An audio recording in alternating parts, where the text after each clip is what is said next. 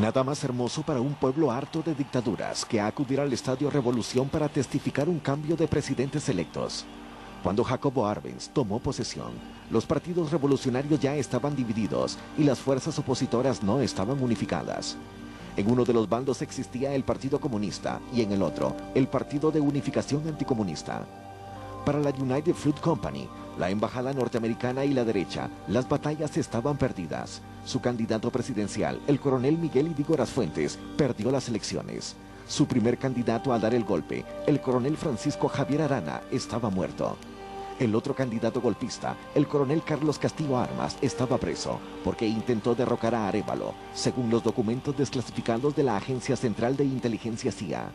El 23 de agosto de 1950, en el documento 1950-824 que se encuentra en estos disquetes, indica, el coronel Carlos Castillo Armas indicó que ha trabajado calladamente durante muchos meses perfeccionando sus planes para una insurrección armada que pueda derrocar al gobierno de Arévalo.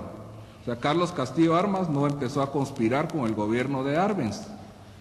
En 1947 ya estaba él ofreciendo sus servicios a la Embajada de los Estados Unidos. A 3 meses del segundo gobierno revolucionario, Carlos Castillo Armas, que intentó tomar la base militar de la Aurora, escapó de la penitenciaría. En torno a él, la Frutera, la CIA y el embajador John Perifoy unificaron el movimiento anticomunista, planificaron y financiaron la conspiración contra Arbenz. El Comité de Propaganda Negra se estableció en Tegucigalpa, donde los contrarrevolucionarios eran protegidos por el ejército estadounidense, con la complacencia del gobierno hondureño. La campaña de mentiras buscaba poner al pueblo contra Arbenz, a los partidos políticos contra el ejército, a la iglesia contra el gobierno, a la comunidad internacional contra Guatemala. El gobierno revolucionario fue cercado por estaciones radiales en El Salvador, Honduras y México, además de la campaña negra interna de la clandestina Radio Liberación, que a veces transmitía desde la embajada norteamericana. Utilizaron los medios de radio, periódicos, organizaciones populares, civiles, incluso organizaciones de alumnos universitarios de la San Carlos, que eran anticomunistas.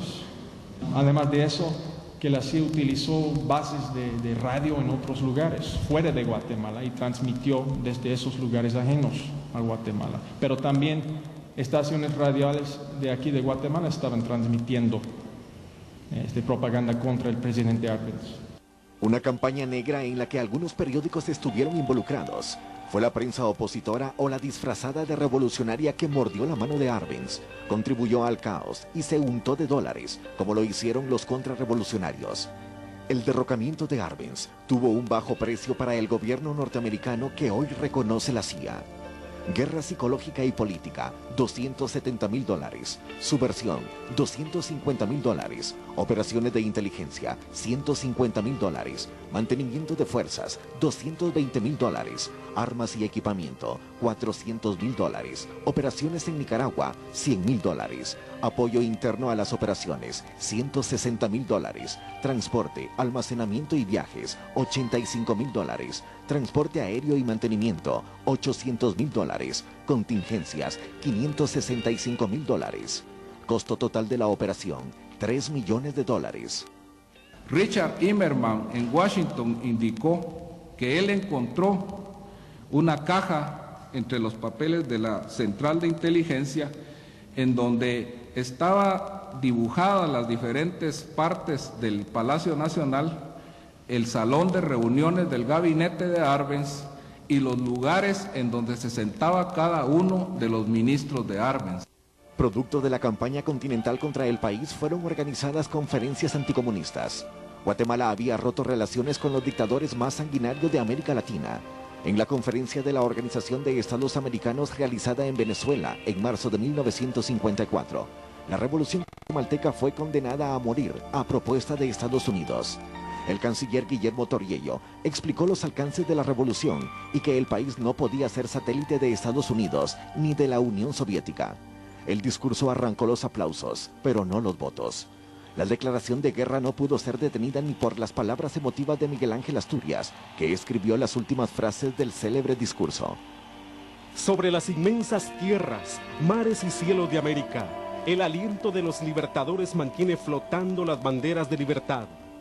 Aquí estamos, Bolívar, y al venir a esta tierra privilegiada que te vio nacer, conscientes de nuestro destino, nos presentamos ante tus ojos, sin las cadenas de la tiranía que por siglos nos oprimió, y que vos, libertador, enseñaste a hacer pedazos. Guatemala es digna de vos, capitán de la dignidad de América. A mediados de 1951, cuando Arbenz tenía apenas unos 2 meses de ser presidente y ni habían empezado con la elaboración de lo que sería la ley de reforma agraria, la Agencia de Inteligencia Central, la CIA, por sus siglos en inglés, ya estaba planificando el derrocamiento de Arbenz bajo un plan de contingencia que se llamaba P.B. Fortune. A pesar de que el tamal de la agresión ya se había destapado, el 1 de mayo de 1954, Arbenz dijo a 60.000 obreros y campesinos el Día Internacional del Trabajo que no iba a ser derrocado. El pueblo estaba con él y el ejército le era fiel. Las centrales de trabajadores y las ligas campesinas se movilizaron solicitando armas e instrucción militar para defender al país. Arbenz ordenó la entrega de armas, pero el ejército no las dio. Atemorizado porque el Partido Guatemalteco de Trabajo pudiera formar milicias populares y desplazar al ejército, el Estado Mayor castrense pidió a Arbenz separar a los comunistas en puestos administrativos y que se apoyara más en las Fuerzas Armadas. Días después, un grupo de militares le pidió declarar ilegal al PGT y encarcelar a dirigentes políticos, sindicales, obreros y campesinos. Otro grupo le pidió su renuncia y Arbenz supo que estaba solo. La revolución fue ahogada entre aguas turbulentas. Como mi gobierno ha sido acusado de ser de naturaleza comunista, sin que hayamos podido desvanecer que no lo es, aun cuando hemos empleado todos los medios para convencer a los elementos reaccionarios del mundo de que lo sostenido por los círculos gobernantes norteamericanos es una patraña, y como a estos círculos harán más despiadada la agresión contra Guatemala, he tomado una dolorosa y cruel determinación. Después de meditarlo con una clara conciencia revolucionaria, he tomado una decisión de enorme trascendencia para nuestra patria, en la esperanza de detener la agresión y devolverle la paz a Guatemala. He determinado abandonar el poder. La toma de Zacapa, Chiquimula e Izabal por los contrarrevolucionarios y el bombardeo a la capital por aviones norteamericanos quedaron relegados ante la magnitud de la traición. Cuando Arbenz ordenaba repeler la invasión, los jefes castrenses no acudían o se integraban al ejército irregular, aunque hubo honrosas excepciones. Al renunciar Arbenz, delegó el poder en el jefe de las Fuerzas Armadas, Carlos Enrique Díaz, que integró un triunvirato con los coroneles Mario Sánchez y Elfego Monzón. De ellos, el que más respondió a los intereses de la embajada estadounidense fue Monzón, quien asumió el poder. El 2 de julio, viajó a El Salvador con el embajador John Perifoy, donde firmó un pacto con los contrarrevolucionarios. Los líderes de ambos ejércitos entraron de la mano a la ciudad de Guatemala. Aunque uno había vendido la revolución y el otro había vendido la patria, ambos se sintieron victoriosos.